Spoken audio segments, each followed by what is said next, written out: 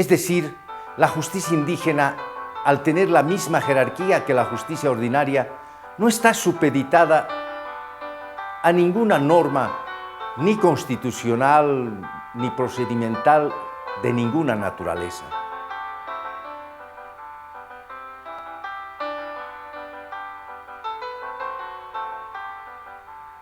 Estimados amigos, la crisis del sistema judicial no solamente se reduce a la crisis del sistema de la justicia ordinaria en nuestro país, sino también al reconocimiento de las justicias indígenas originarias campesinas como justicias paralelas y de la misma jerarquía que la justicia ordinaria.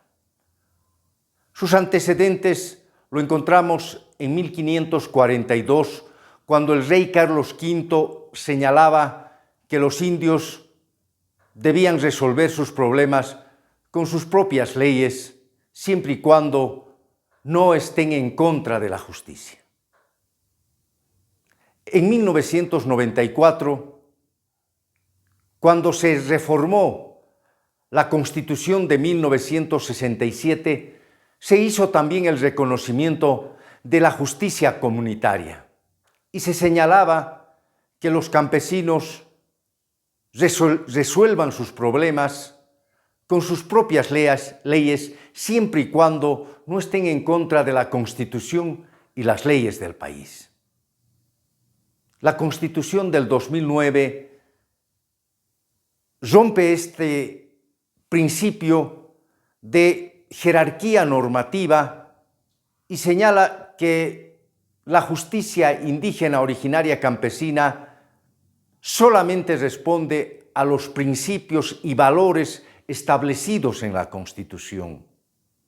En el artículo 190 señala que la justicia indígena respeta el derecho a la vida, a la defensa y respeta las garantías y derechos de todos los campesinos.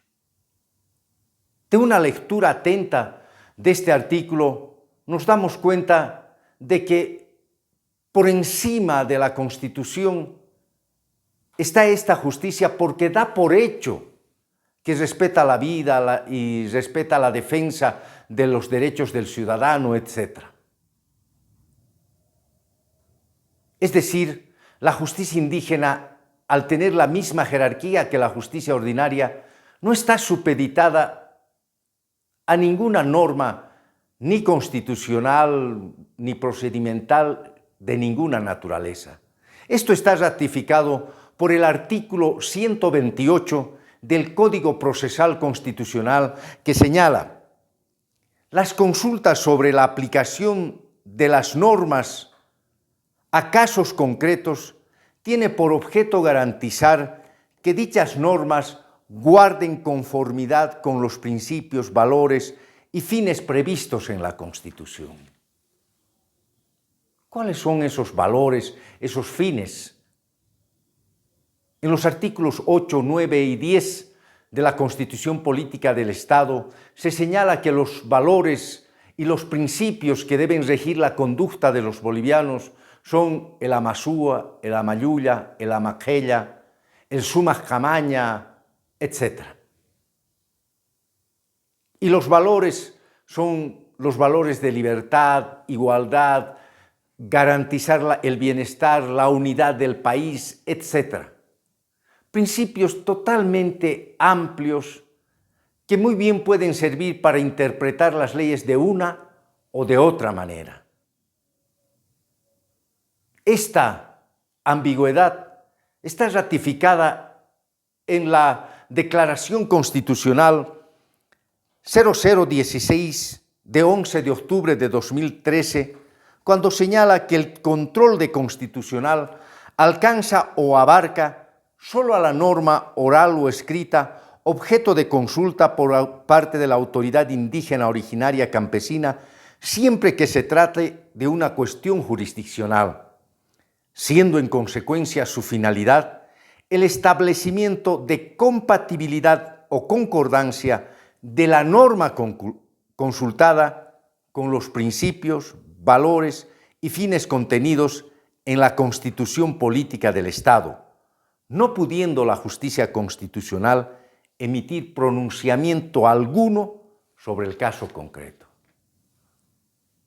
Como podemos observar, el artículo 190 quiebra el principio de jerarquía normativa y admite que las autoridades indígenas pueden imponer sus sentencias, sus normas, independiente que cumplan o no cumplan la Constitución.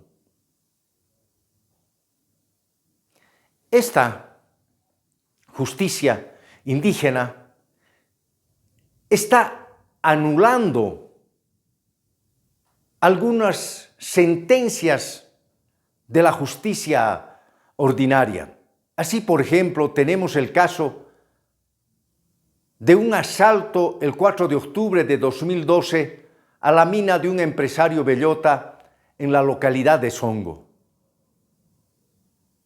Los asaltantes fueron encontrados infraganti en la ciudad del Alto con los minerales y las herramientas de la mina y fueron llevados ante el juez cuarto de instrucción en lo penal, quien determinó que se trataba de un asalto, de un robo a mano armada y dispuso en la audiencia de medidas cautelares la detención preventiva de 3 de los acusados y dejó en libertad provisional a 4.